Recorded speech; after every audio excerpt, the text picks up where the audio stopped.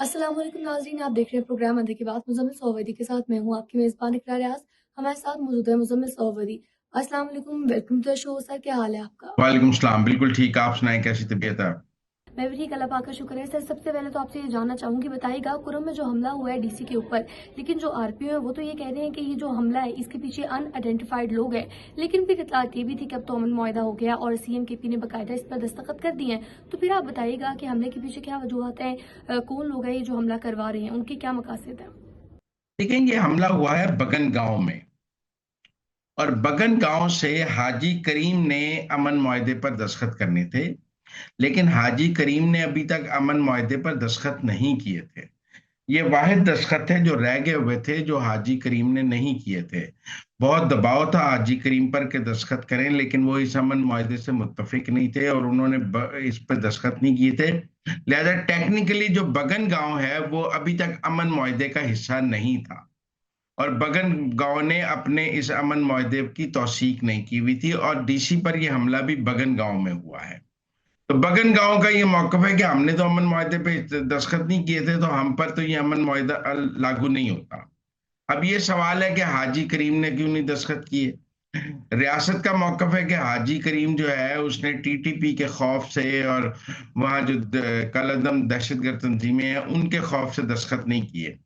लेकिन सवाल यह है कि जिन 45 लोगों ने कर दिए, क्या उनके ऊपर दहशतगर्द तंजीमों का दबाव नहीं था और सिर्फ हाजी करीम पर ही दबाव था, या हाजी करीम के कोई और इख्तलाफात थे? वो कहते हैं जी हाजी करीम जो है वो टीटीपी के साथ बहुत इन लाइन है, और टीटीपी के फ्रंटमैन भी समझे जाते हैं और बगन गांव के वो लीडर भी समझे जाते हैं। और चूंकि बगन गांव इस मुआहदे को सबूताज करना चाहता था हाजी करीम, लिहाजा करीम की मदद से टीटीपी की तरफ से काजम है एक जो कमांडर, उन्होंने आज ये हमला डीसी पर किया है। खारजी हैं और का टीटीपी से हैं, उन्होंने जिम्मेदारी भी कबूल की है। और टीटीपी ने ये हमला किया है क्योंकि वो नहीं चाहते थे कि कुरम में अमन हो।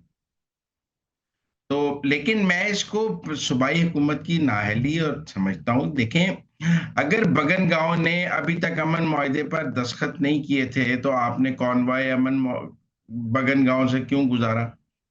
और अगर आप कॉन्वॉय बगन गांव से गुजार रहे थे और वो अमन मुआहदे का हिस्सा नहीं थे, तो आपने क्या मेजर्स लिए कि बगन गांव में नहीं होगा, क्योंकि वहां के लोग तो अभी तक अमन मुआहदे में शामिल नहीं थे।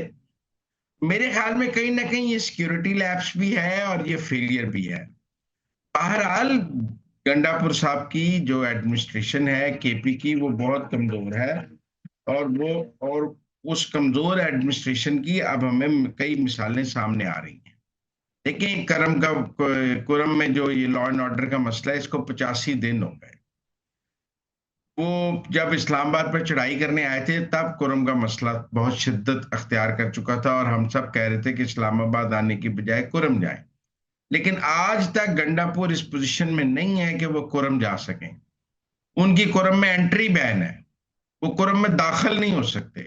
और मतलब अगर देखें ना, किसी जिरगे का वो हिस्सा नहीं बने, कहीं जाकर वो बैठे नहीं है, किसी अमन मुआहदे का वो बतौर वजीर आला हिस्सा नहीं है, और वो कैसे कुरम के में अमन ला सकते हैं? अब एक तरफ तो आप देखें, जब अज़्म इस्तेहकाम ऑपरेशन शुरू हुआ, फौज ने इसका ऐलान किया, वफाकी हुकूमत ने, तो केपी असेंबली में करारदादें अज़्म इस्तेहकाम ऑपरेशन के खिलाफ शुरू हो गई। ये पीटीआई वालों ने कहा हमें कोई फौजी ऑपरेशन नहीं चाहिए, हम फौजी ऑपरेशन से तंग आ चुके हैं, हम अपना अमन और अमान खुद कायम करेंगे। अब 85 दिन हो गए हैं, कुरम में अमन कायम कर लिया है इन्होंने। फौज की जरूरत है इनको। फौज के बगैर कुरम में अमन हो सकता है? आपको फौज बुलानी पड़ेगी, आपको ये कॉन्वॉयज भी फौज के हवाले करने पड़ेंगे, और वहां आप जो है सारा अमन अमान फौज के हवाले करना पड़ेगा, तो इलाका क्लीन होगा। लेकिन आप फौज को आने नहीं दे रहे, और खुद आपसे कुछ हो नहीं रहा। और आप देखिए, आईडीसी को भी 4 गोलियां लग गई हैं। 85 दिन से वहां खुराक नहीं है। आज क्या जा रहा था? आज सब्जियां, फल, ये तेल जो खाना पकाने वाला है, दवाइयां, ये जा रहे थे, इसके ट्रक जा रहे थे जिस पर हमला किया गया, और वो भी अब गवर्नमेंट ने रोक दी है। मेरे ख्याल में ये बहुत बड़ा सिक्योरिटी लैप्स है। और बगन गांव ने जब अभी तक अमन मुआहदे पे दस्तखत नहीं किए थे, तो आपने कॉन्वॉय बगन गांव से क्यों गुजारा? और अगर गुजारा तो आपके सिक्योरिटी मेजर्स पूरे क्यों नहीं थे? हाजी करीम अगर दस्तखत नहीं कर रहे थे तो वो अब तक आजाद क्यों हैं? और अगर वो टीटीपी के साथ मिले हुए हैं तो आपने अब तक उनके खिलाफ कार्रवाई क्यों नहीं की? वो आजाद क्यों फिर रहे हैं? और आज जब जिम्मेदारी भी कबूल कर ली गई है तो उसके बाद भी क्यों हमें कहा जा रहा है कि नामालूम लोगों ने हमला किया है? क्यों नहीं हाजी करीम का और काजिम का नाम लिया जा रहा, जो कमांडर है टीटीपी के?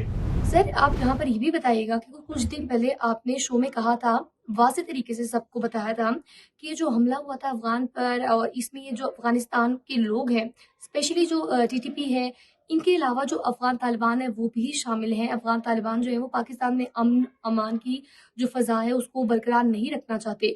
तो सर आप बताइएगा कि अब क्या वजूहात हैं? ये हालात इतने सीरियस क्यों हो रहे हैं? ये जो पाक-अफ़गान टेंशन है ये कब ख़त्म होगी? जी हाँ, कुरम में आपको पता है कुरम में 3 तरफ अफ़गानिस्तान है और और वहाँ अफ़गानिस्तान से बहुत इन्फिल्ट्रेशन है और टीटीपी और अफ़गान तालिबान का। और जो पहली लड़ाई हुई है जिसमें 6 चौकियों को मारा है फ़ौज ने, वो भी इसी इलाके में आगे देखा जाता है। तो कॉन्फ्लिक्ट तो इस इलाके में बहुत बढ़ रहा है पाकिस्तान और अफ़गानिस्तान का। सरहद पर कशीदगी बहुत है, लड़ाई बहुत, कल परसों भी बॉर्डर पे 4 अफ़गान चौकियां तबाह की गई हैं। लेकिन कुछ इस तरफ आ गए हैं दहशतगर्द, जो अब इस तरफ बैठे हैं और कुछ उस तरफ रह गए हैं। अब फौज बॉर्डर को तो सिक्योर कर रही है कि अंदर नहीं आने दे रही किसी को, लेकिन जो अंदर आ गए हैं उनसे तो फिर सूबाई हुकूमत ने निपटना है ना, सीटीडी वगैरह ने। और उनसे तो फिर काउंटर टेररिज्म डिपार्टमेंट ने निपटना है, लॉ एंड ऑर्डर उन्होंने रखना है। यहाँ तो आप पूरा इलाका फौज के हवाले कर दें, आप वो भी करने को तैयार नहीं है। आप अज़्म इस्तेकाम ऑपरेशन की भी खिलाफ वर्जी करते हैं, खिलाफ बात करते हैं, आप फौजी ऑपरेशन के भी खिलाफ हैं। तो फौज बॉर्डर तो सिक्योर कर रही है और हमने बॉर्डर पे तो अफगानिस्तान की तरफ से हर किस्म की दरअंदाजी बंद करने की कोशिश कर रहे हैं। लड़ाई भी बहुत शदीद हो रही है, अफगानियों को मारा भी बहुत है हमने और हैवी आर्टिलरी भी वहां पे यूज की जा रही है। लेकिन जो लोग इस तरफ आगे हुए हैं, जो अब बगन गांव में बैठे हैं हाजी करीम की पनाह में, उनको किसने मारना है? उनको किसने पकड़ना है? वहां किसने? यहाँ तो वहां भी फौज जाने की इजाजत दी जाए। यहाँ तो आज का कॉन्वॉय जो है वो फौज की निगरानी में भेजा जाता है, डीसी की बजाय। अब देखे ना, आपने डीसी की निगरानी में कॉन्वॉय भेजा, 7 सिविल इदारे थे, आप फौज की कॉन्वॉय में भेज देते, एक फौज की प्लेटून साथ लगा के भेज देते। लेकिन जब आप फौज को किरदार भी नहीं अदा करने दे रहे और आपसे कुछ हो भी नहीं रहा, तो क्या किया जाए? सर आगे बढ़ते हुए आपसे जानना चाहूंगी कि तुर्बत में जो फौज पर स्पेशली कांस्टेबलेट पर फ्रंटियर कांस्टेबलेट पर जो हमला हुआ है और ये इतलात है वाज़ेह तौर पर 4 जगह से कंफर्म हुआ है और कि 32 लोग जो हैं वो इंजर्ड हो चुके हैं। और फिर उसके बाद ये भी बताइएगा कि इसकी जो जिम्मेदारी है वो बलोच लिबरेशन पार्टी ने कबूल की है। तो इस पर आप क्या कहेंगे, क्या वजूहत है इसके पीछे भी? जी, ये मजीद ब्रिगेड के जो बलोच लिबरेशन आर्मी का फिदाई यूनिट है, उन्होंने तुर्बत में एक फौजी कॉन्वॉय पर जो फिदाई हमले की जिम्मेदारी कबूल की है। और उन्होंने तो क्लेम किए हैं ज्यादा लाइफ लॉस के, फौजियों का फौज का ज्यादा नुकसान हुआ है। लेकिन जो अब तक मुसद्दका इतलात हैं उनमें 4 और 35 जख्मी की बात है। देखें, ये मजीद ब्रिगेड और ये जो बीएलए वगैरह है, इनको भी, इनका और टीटीपी का भी एक अलायंस हो चुका है और ये भी इस वक्त अफगानिस्तान में ज्यादा पनाह लिए बैठे हैं और इनको ज्यादा जो कुमक है वो अफगानिस्तान से है। और ये अफगानिस्तान के से में ही इनकी सेफ हेवन है, इनकी भी। देखिए ना, अफगानिस्तान का कुछ बॉर्डर पख्तून इलाके में लगता है, कुछ बॉर्डर बलोच इलाके में लगता है पाकिस्तान का। जो बलोच इलाके में लगता है, अब मैं आपको बताता हूँ, बलोचिस्तान में टीटीपी नहीं है। जो बलोच इलाके हैं अफगान बॉर्डर के साथ पाकिस्तान के, वहां टीटीपी ऑपरेट नहीं कर रही है। मसलन तुर्बत है और इलाके हैं जो बलोच इलाके हैं और अफगान बॉर्डर के साथ हैं, या ये तुर्बत तो खैर ईरान बॉर्डर के साथ है और यहाँ ये तो बिल्कुल ईरान के बॉर्डर के साथ है। और जो कुछ अफगान बॉर्डर के साथ हैं, वहां टीटीपी आपको बिल्कुल नजर नहीं आएगी, वहां बलोच तंजीमें नजर आएंगी। और जब आप केपी में आ जाएंगे तो आपको बलोच तंजीमें नजर नहीं आएंगी, सिर्फ टीटीपी नजर आएगी। एक नेक्सस नजर आता है बलोच अस्करी तंजीमों का और टीटीपी का, और ये मिलकर जो है मुख्तलिफ इलाकों में, जो पाक अफगान बॉर्डर भी है उसका, उसको 2 हिस्सों में तकसीम करके पाकिस्तान पर एक्शन कर रहे हैं।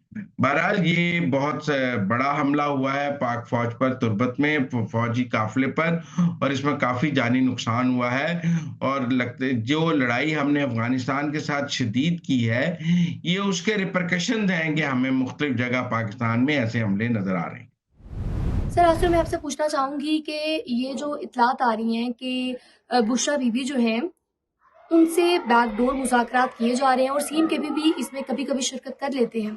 और जो सामने दूसरी तरफ मुज़ाकरात हो रहे हैं वो सिर्फ एक दिखावा है। और तो आज तो सेनेटर इरफान सिद्दीकी की जानिब से भी कहा गया है कि अगर ये तहरीरी तौर पर अपने मुतालबात सामने नहीं रखते तो मुज़ाकरात मुश्किल होंगे। आपको क्या लगता है कि बात वाक़ई सच है कि बुशरा बीबी से बैकडोर मुज़ाकरात हो रही हैं? क्या वजूहात हैं कि ये जो असम्पशन्स हैं, ये रूमर्स हैं, ये क्यों सामने आ रही हैं? मुझे तो आगे अगले 15-20 दिन में, 25 दिन में बुशरा बीबी दोबारा जेल में नजर आ रही हैं। मुझे नहीं पता वो इमरान खान को रिहा कराने के लिए मुज़ाकरात कर रही हैं या खुद जेल जाने से बचने के लिए मुज़ाकरात कर रही हैं। देखिए, मुझे लग रहा है 190 मिलियन पाउंड में उनको सजा हो जाएगी और वो दोबारा जेल में, पहले भी वो सजा होने के बाद जेल में गई थी, उन्हें पहले नहीं पकड़ा गया था। देखिए, और अब भी उनको मुझे लगता है 190 मिलियन पाउंड में सजा हो जाएगी। ये जरूर खबरें हैं कि अभी 6 तारीख को भी फैसला नहीं आएगा और फैसला जाके को 14-15 तारीख को आएगा। अब लोग इसको मुख्तलिफ एंगल से ले रहे हैं। देखिए, इससे पहले जो सजाएं हुई हैं वो इस्लामाबाद हाई कोर्ट ने मुअत्तल कर दी हैं, क्योंकि वहां पर 6 ऐसे जज बैठे हैं जिनको पीटीआई का हामी जज कहा जाता है, जिन्होंने खत भी लिखा है, और वो ईमानदार जजों के तौर पे और वो हम ख्याल जजों के तौर पर जाने जा रहे हैं। और इस्लामाबाद हाई कोर्ट में इस वक्त बिल्कुल ईमानदार और हम ख्याल जजों का कब्जा है। एक चीफ जस्टिस के अलावा सारे जज एक तरफ हैं। अब गवर्नमेंट को ये पता है कि मेरा मतलब है कि उनके पास दोबारा अपील गई तो वो दोबारा जो है सजा मुलतवी कर देंगे, मुअत्तल कर देंगे। लिहाजा इस्लामाबाद हाई कोर्ट में 4 नए जजेस जो हैं वो 17 जनवरी को लग जाएंगे, और 17 जनवरी को जब 4 नए जजेस लग जाएंगे तो मुझे लगता है उससे पहले कहीं आपको 12, 13, 14 को 190 मिलियन पाउंड का फैसला भी नजर आ जाएगा, और फिर वो नए जजेस जो हैं वो उनके सामने वो अपील चली जाएगी। ज्यादा बड़ा मसला गवर्नमेंट के लिए सजा देना नहीं, सजा को इस्लामाबाद हाईकोर्ट से सस्टेन कराना है। तो अब उस पर भी काम हो रहा है, क्योंकि इन 6 जजों के होते हुए तो इस्लामाबाद हाईकोर्ट से आपको पता है ना, जिसकी मर्जी जमानत करा लें, जो मर्जी कर लें, लूट सेल लगी हुई है इस्लामाबाद हाईकोर्ट में। तो इसलिए मुझे तो बुशरा बीबी जो है वो जनवरी के एंड में जेल में नजर आ रही हैं। मुझे नहीं पता वो इमरान खान को रिहा करा रही हैं या नहीं करा रही, लेकिन वो खुद जेल जाती जरूर मुझे नजर आ रही हैं। मुझे उनका अपना मुस्तकबिल कोई ठीक नजर नहीं आ रहा। तो नाज़रीन ये थी आज के अंदर की बातें। आपसे मुलाकात होगी अगले प्रोग्राम में। तब तक के लिए आप हमें दीजिए इजाज़त। अल्लाह ने के बाद।